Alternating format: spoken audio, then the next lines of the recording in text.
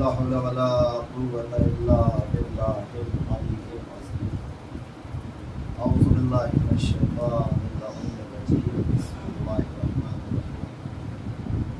الحمد لله رب العالمين والصلاة والسلام على أشرف الأنبياء والمرسلين وخاتم سيدنا ونبينا وشفيعنا إن شاء الله مولانا أبي القاسم محمد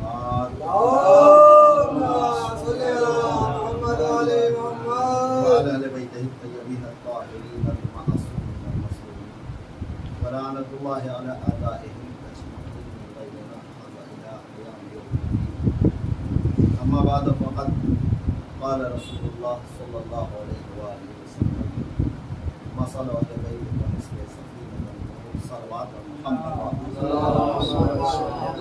عز الإسلام من محترم مؤسس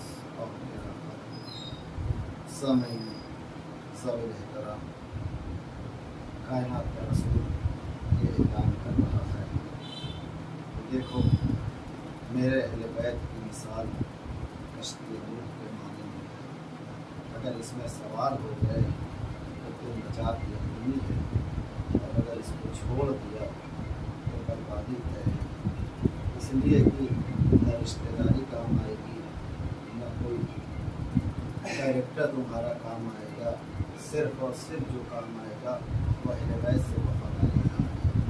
اس لیے کہ اگر رشتہ داری کے بل پہ بچا جا سکتا ہوتا تو نوح کا بیٹا کبھی کر نہیں ہوتا، اور اگر رشتہ داری کے بل پہ کوئی چیز اہمیت کی حامل ہوتی تو جیسے ہی جناب نوح نے کہا تھا پروردگار یہ میری اہل سے ہے، اس کو تو بچا لے، فوراً آواز گزرتا ہے یہ نوح یہ تمہاری اہل سے نہیں ہے۔ اس لیے کہ اہل کا مطلب ہماری اصطلاح میں جو وارث ہوتا ہے، جو اولاد ہوتی ہے، جو گھر والے ہوتے ہیں اسے اہل کہا جاتا ہے، لیکن شریعت کی اصطلاح میں اہل اسے نہیں کہا جاتا جو رشتہ دار ہو، اہل اسے کہا جاتا ہے کہ جو صحیح معنوں میں اہلیت رکھتا ہو، جو صحیح معنوں میں قابلیت رکھتا ہو، جو صحیح معنوں میں اس چیز کا ہو۔ اس لیے کہ اگر اہل سے مراد صرف رشتہ دار ہوتے تو پھر نوح کا بیٹا سب سے اچھا تھا، لیکن ہم نے دیکھا جہاں بیٹا غرق ہوگا وہاں غیر آ کے کشتی میں بیٹھ گئے تو بچ گئے۔ اور عزیزو اسی اہل کا جو ہے مسلمانوں نے بھی خوب فائدہ اٹھایا عالم اسلام کے اندر کہ لا کے زبردستی کی رشتہ داریاں جوڑ جوڑ کے یہ بھی اہل بیت ہیں ان کو بھی لے لو، یہ بھی اہل بیت ہیں انہیں بھی لے لو، ان کو بھی اہل بیت ہیں انہیں بھی لے لو۔ بیچارہ سیدھا سادہ مسلمان تھا، نہ جانے مسلمانوں کے پاس جو ہے کئی مائیں آ گئی اور کتنے کتنے رشتہ دار ہو گئے۔ یہ ہم سوچنے پہ مجبور ہو گئے کہ کہاں تک رشتہ داری جوڑتے ہوئے انسان چلے، لیکن عزیزو سارا مسئلہ اپنی طرف تھا۔ یہ سارے کام کیوں ہو رہے تھے کہ کسی اعتبار سے ہم بھی رسول کے رشتہ دار ہو جائے تاکہ ہم بھی اہل بیت میں داخل ہو جائیں، ہم بھی رسول کے رشتہ دار ہو جائے، ہم بھی اہل بیت میں داخل ہو جائے، ہم بھی رسول کے رشتہ دار ہو جائے، ہم بھی اہل بیت میں داخل ہو جائے۔ گویا آدھا مدینہ جو ہے وہ رسول کا رشتہ دار بننے کے چکر میں لگا ہوا تھا۔ کیوں؟ اس لیے کہ یہ چیز عزیزو صرف رسول کے دور تک نہیں بلکہ یہ آخری اماموں کے دور تک بھی چلتی رہی۔ جب ہارون رشید سے پوچھا گیا کہ یہ بتا تو نے جو ہے اپنی بیٹی کا عقد یعنی یہ رضا سے کیوں کر دیا، تو ایک مرتبہ وہ کہا جبکہ تجھے پتا تھا کہ حکومت تیری سنور جانے کے بعد علی رضا کو راستے سے ہٹا دینا ہے، 8ویں امام کو راستے سے ہٹا دینا ہے، جب تجھے یہ بات معلوم تھی کہ ہمیں ان کے ساتھ وفاداری نہیں نبھانا ہے تو تم نے بیٹی ان کو دے کیوں دی تھی؟ تو ایک مرتبہ وہ کہتا ہے پہلی چیز تو میری حکومت بچ جائے گی اس لیے میں نے بیٹی دے دی تھی، اس لیے کہ یہ ان کا مسلمانوں کا پرانا طریقہ ہے کہ جب ضرورت پڑتی ہے تو بیٹیاں دے دیتے ہیں، کام نکل جاتا ہے، گھر اجاڑ دیتے ہیں، یہ مسلمانوں کی پرانی روایت ہے۔ پھر اس نے جو دوسرا جواب دیا کہ میں نے جو ہے اپنی بیٹی کی شادی اس لیے کر دی علی رضا سے کہ اس سے جو اولاد پیدا ہوگی تو میں جو ہے اس کا اس اعتبار سے نانا بنوں گا اور وہ جو اولاد ہوگی وہ محمد مصطفیٰ کی رشتہ دار کہلائے گی، لہٰذا میں بھی جو ہے اہل بیت رسول میں داخل ہو جاؤں گا۔ میں نے کہا ہارون رشید تم نے سوچا ہی نہیں، اگر پہلی اماں کو اولاد دی ہوتی تو پھر تو بھی یہ امید کر سکتا تھا، اس لیے کہ اللہ نے تو پہلے ہی فیصلہ کر دیا تھا تم لے کے چاہے جتنے آ جاؤ لیکن ہم رشتہ دار تمہیں نہیں بننے دیں گے، دور ہی کا رکھیں گے اور دور ہی کے رہ پاؤ گے۔ ایک صلوات پر محمد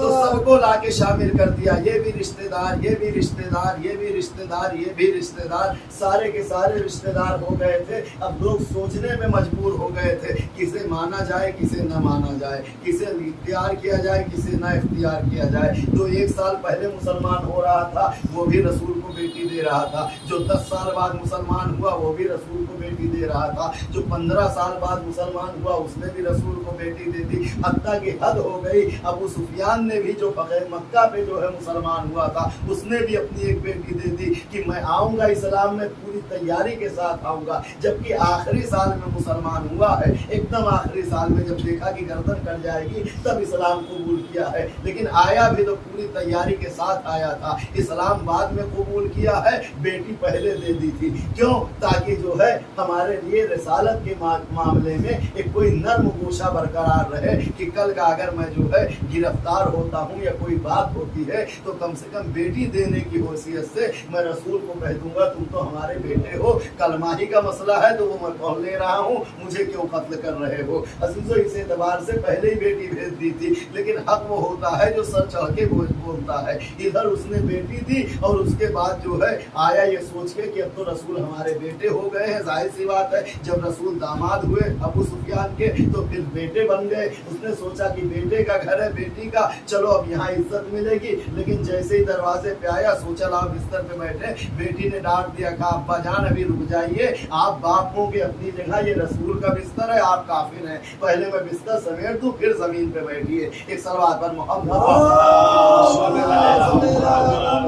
اسلام نے جو ہے وہ رشتہ داری مانے نہیں رکھتی ہے, تو سب کو لا کے اکٹھا کر کے پورا ایک طریقہ بنا دیا, پورا ایک جو ہے گویا جال بچھا دیا, کسی اعتبار سے رشتہ داری بھی قائم ہو جائے اور ہماری جو ہے سلسلے داری بھی ہو جائے اور ہم اہل بیت میں داخل ہو جائیں. یہ سارے کا سارا کام کر ہی رہے تھے کہ اتنے میں جو ہے عیسائی آ گئے سامنے سے اور انہوں نے کہا یا رسول اللہ ہم تو آپ کو رسول مانیں گے نہیں چاہے جو بات ہو جائے. رسول نے بہت سمجھایا, کہا نہیں جو ہے ہم نہیں مان سکتے, آپ کو رسول اور اللہ کو جو عیسیٰ کو جو ہے وہ اللہ کا بیٹا ماننا پڑے گا آپ کو. رسول نے کہا اگر عیسیٰ کو اللہ کا بیٹا ماننا ہے تو پھر آدم کو تو اس سے زیادہ بیٹا ماننا چاہیے, اس لیے کہ وہ بغیر اما ابا کے آئے تھے دنیا میں. جناب عیسیٰ تو صرف جو ہے بغیر باپ کے آئے تھے. بہرحال وہ نہیں مانے. اب رسول الجھن میں ہے کہ کریں کیا نہ کریں, کیسے کریں کیا نہ کریں, کہ اتنے میں جو ہے رسول بہت زیادہ پریشان ہو گئے اور اپنے گھر آ گئے. ادھر گھر آئے ادھر وہی آئی, یا رسول اللہ یہ تکلیف اگر دور کرانا ہے تو اپنی بیٹی کے گھر چلے جائیے,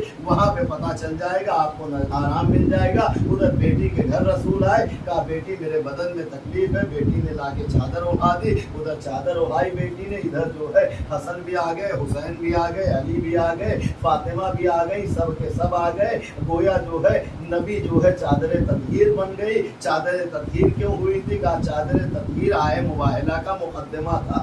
رسول یہ سوچ رہے تھے لے کسے جانا ہے, اللہ نے سب کو اکٹھا کر کے کہہ دیا کہ یہ تمہارے اہل بیت ہیں, انہیں لے کے جانا, سب کو نہ لے جانا. یہ اپنی جو ہے رشتہ داری جوڑنے کے چکر میں لگے تھے کہ ہم ان کو بھی دے دیے, ان کو بھی, یہ بھی رشتہ دار, یہ بھی رشتہ دار, یہ بھی رشتہ دار. اور ادھر پروردگار عالم نے اپنا انتظام کیا. ایک گھر کے اندر ایک چھوٹا سا گھر بنوایا. بھائی نبی آئے تھے تو کہہ دیتا اللہ جا کے حجرے میں بیٹی کے آرام کر لو یا بیٹی کے گھر میں آرام کر لو. کہا نہیں, گھر میں جاؤ اور اس گھر کے اندر ایک چھوٹا سا گھر بناؤ. تو نبی نے آ کے بطول کے گھر میں ایک چادر کا چھوٹا سا گھر بنایا اور سب کو لے لیا. اور ادھر اللہ نے جو ہے آسمان پہ محفل بلا لی. کہا آؤ آج سب سے بڑا اجلاس ہو رہا ہے. فرشتے بھی گھبرا گئے کہ آج تک ایسا اجلاس کبھی بلایا نہیں گیا.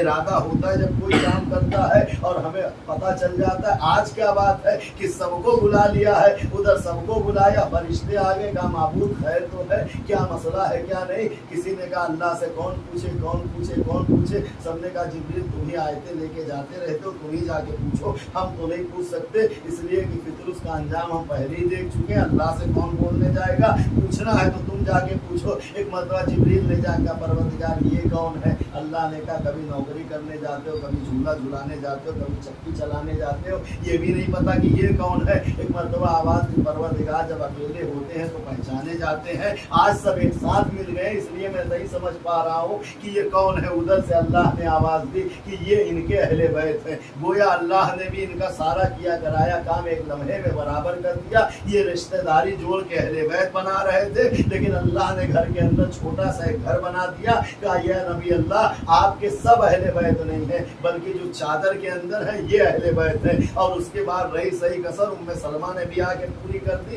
آگے پوچھ لیا کہ میں اس میں آ سکتی ہوں؟ ایسا نہیں ہے. بی بی ام سلمہ کو نہیں پتا تھا کہ میں اس میں نہیں آ سکتی. پھر آ کے پوچھا کیوں؟ کہا پوچھا اس لیے تاکہ سند قائم ہو جائے. جب سب سے اچھی بیوی کو اس میں انٹری نہیں ہے تو پھر بروں کے بارے میں تصور نہیں کیا جا سکتا ہے. اس لیے سب سے پہلے آگے ٹوک دیا اور اس کے بعد پورا معاملہ ہو گیا. اللہ نے کہا تم اپنے کام کرتے رہو، میں اپنا کام کرتا رہوں گا. تم سب کو اہل بیت بنا رہے تھے، لیکن میں نے چادر کے نیچے پنجتن کو بلا کے ایک حد کھینچ دی کہ اب تمہارے بنانے سے کچھ نہیں ہوگا، بلکہ یہ جو چادر والے ہیں یہ صلی اللہ ہے، ان کا دوست جو ہے وہ رضی اللہ ہے، ان کا دشمن جو ہے وہ لعنت اللہ ہے. ایک صلوات پر محمد.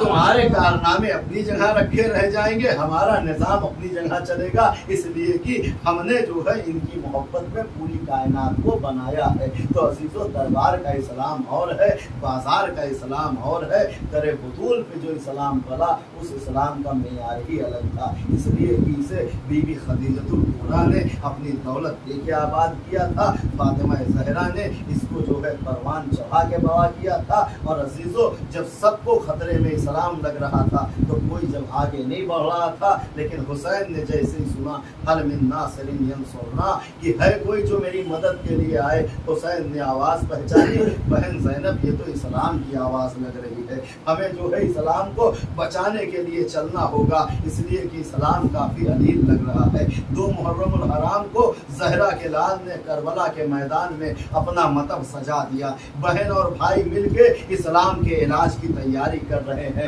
9 محرم آئی، حسین اتنا مصروف ہو گئے کہ ہر دواؤں کو اس انداز میں پرکھا کہ جب چراغ دوبارہ روشن ہوا تو سب کے سب حسین بن چکے تھے. صبح میں حسین کو احساس ہوا اب اسلام کو علاج کی ضرورت ہے، لیکن اس کی بیماری حد سے زیادہ بڑھ گئی ہے. ادھر 50,000 کمانے کڑکی، اہل بیت کے 50 صحابی حسین کے حملے اولا میں شہید ہو گئے. اسلام تھوڑا تھوڑا جب بلند ہونے لگا، ایک مرتبہ حسین نے آواز دی اسلام تیری کمزوری ختم ہو جائے اس لیے میں تجھے حبیب ابن مظاہر دے رہا ہوں. اے اسلام تیری جوانی برقرار رہے اس لیے میں تجھے اسور دے رہا ہوں. اے اسلام تیرے بازو سلامت رہے اس لیے میں تجھے جو ہے عباس جیسا بھائی دے رہا ہوں. عصر عاشور آتے آتے اسلام شفا یاب ہو چکا تھا، اسلام زندہ ہو چکا تھا، اسلام پائندہ ہو چکا تھا. لیکن حسین نے آ کے در خیمہ پہ آواز دی اے بی بی رباب کہیں ایسا نہ ہو کہ ہمارے بعد اسلام کو پھر کوئی بیماری لگ جائے،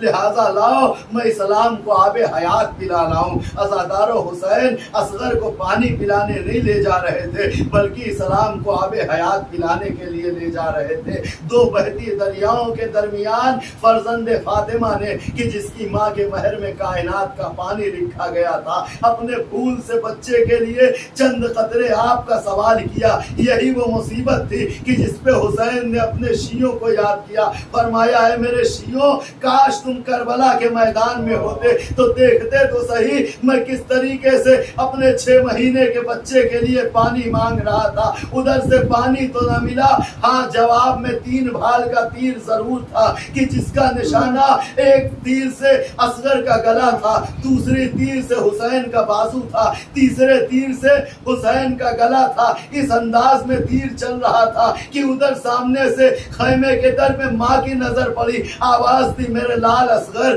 میں سید زادی نہیں ہوں، میرے دودھ کی لاج رکھ لینا، تمہاری زندگی میں حسین کو کوئی تیر نہ لگنے پائے. مقتل نے لکھا تیر بڑا تھا بچہ چھوٹا تھا.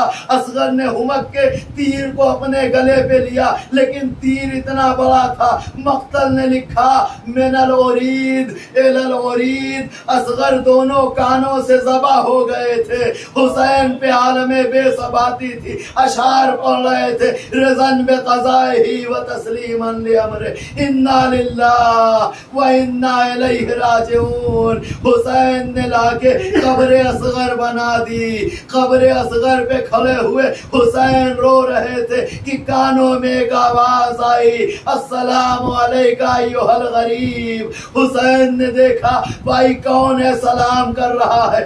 آواز دی میں تمہاری بیٹی صغرا کا قاصد ہوں. حسین نے کہا اے قاصد تو نے آنے میں بڑی دیر کر دی، جا کے میری بیٹی سے کہہ دینا کہ صغرا کی طرف سے میں نے اصغر کی قبر کا بوسہ دیا ہے۔ اے قاصد میں نے خط تو لکھے تھے لیکن سب کربلا کے میدان میں بکھر گئے، وہ قاسم ہے، وہ اکبر ہے، یہ قبر اصغر ہے۔ اے قاصد خدا حافظ، واپس چلا جا، اگر میری حلمنا بلند ہو گئی تو نصرت واجب ہو جائے گی۔